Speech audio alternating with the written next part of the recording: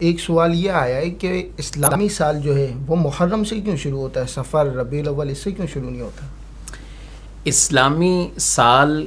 جسے ہجری سال ہم کہتے ہیں، اصل یہی ہے کہ رسول اللہ صلی اللہ علیہ وسلم جب ہجرت کر کے مدینہ شریف تشریف لائے تھے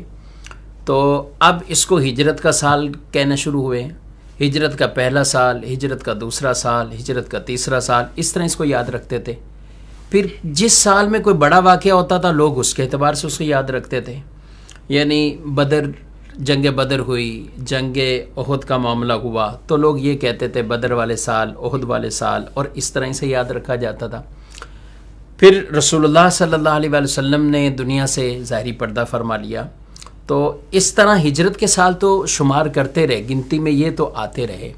ہاں، پھر صحابہ کرام علیہ مردوان کا آگے جو دور ہوا، بالخصوص حضرت عمر رضی اللہ تعالیٰ عنہ، جب آپ لوگوں کو خطوط لکھا کرتے تھے تو پھر آپ کو گورنر یہ کہا کرتے تھے کہ آپ ہم تاریخ بھی لکھیں، اس کے اندر مہینہ کا بھی تذکرہ ہو، اور تاکہ جو حکم نامہ دوسروں تک پہنچے وہ بھی بالکل واضح ہو اور تاریخ کی افادیت کا انکار نہیں کیا جا سکتا. تو بہرحال یہ تو طے تھا کہ ہجرت کے سال یوں شروع ہوئے. اب مہینہ کون سا لیا جائے تو اس میں بعض نے کہا کہ مہینہ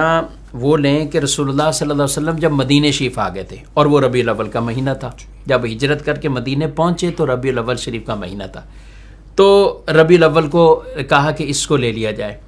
اور اس پر بھی صحابہ کرام علیہ مردوان کی مشاورت ہوئی، بالخصوص سیدنا علی رضی اللہ تعالیٰ عنہ، وہ بھی اس مشاورت میں، حضرت عمر رضی اللہ عنہ نے خود ان سے بھی مشاورت فرمائی، حضرت عثمان غنی رضی اللہ تعالیٰ عنہ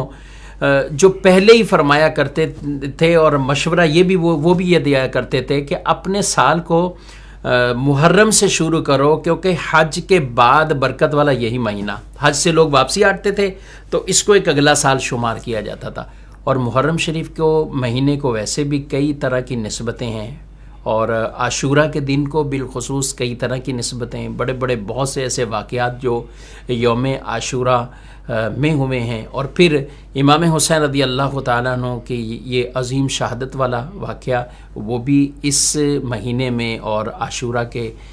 دن میں ہوا. تو خیر، محرم شریف کے حوالے سے اس وجہ سے یہ صحابہ کی باہمی مشاورت کے بعد حضرت عثمان غنی رضی اللہ عنہ نے جو کہا کہ حج کے بعد یہ پہلا مہینہ ہے تو سال کا آغاز اس مہینے سے کیا جائے. ایک تو یہ بھی بیان کی گئی تو رسول اللہ صلی اللہ علیہ وسلم ہجرت کر کے ربیع الاول میں تو آپ مدینہ شریف تشریف لائے تھے، لیکن جو ہجرت کی تیاری تھی نا، یہ سب معاملات وہ محرم کے اور وہ اس مہینے سے ہی شروع ہو چکے تھے، تو اس لیے اسی سے ہی ہجری سال کا آغاز وہ کہا گیا ہے.